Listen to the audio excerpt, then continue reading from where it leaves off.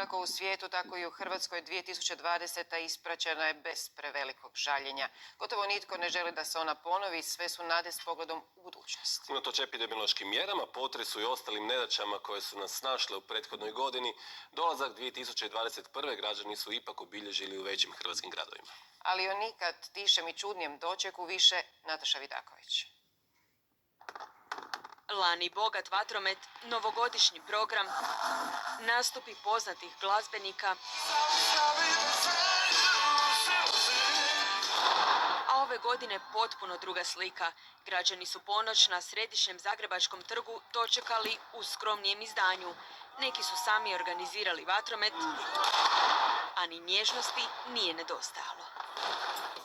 Zvukovima bubnjeva rijetki su uspjeli odoljeti, pa su jednostavno zaplesali. Što želite da vam se dogodi u 2021? Da dođu vanzemaljci i da sam sve vidio. Sve. Želim dijete i želim sreću i zdravlje. Centar Zagreba bio je neobično prazan. Čak i poznata okupljališta mladih na otvorenome privukla su tek rijetke prolaznike ili usamljene slavljenike. Gdje ćeš dočekati novu godinu? S kime?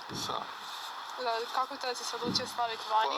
Pa vani je ovako lipa atmosfera, zvijezde su vani, mjesečina i super. Evo, mi ćemo sukladno ovoj situaciji skromno proslaviti uz mali šampanjac.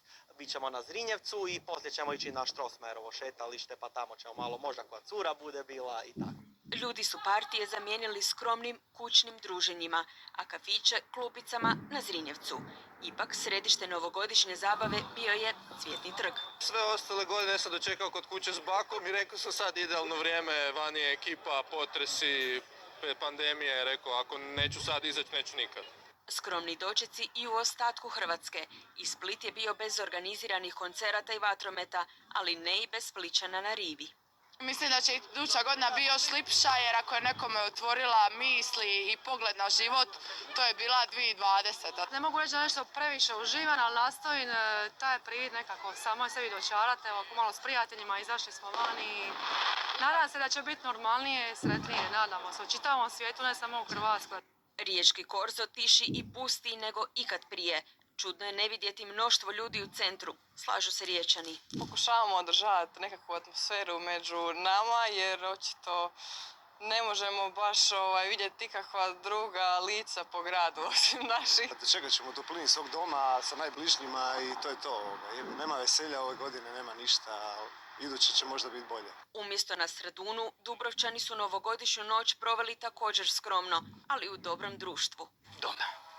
Kako je primjereno? Jer mislim da u ovoj situaciji nije primjereno ništa nego doma.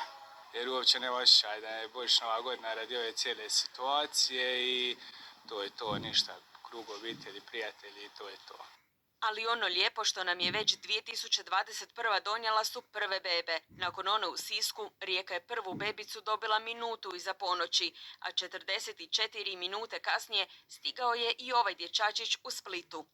A tu je i motivacija da svi zajedno zaboravimo na ono loše i učinimo ovu novu godinu što ljepšom i boljom za sve nas.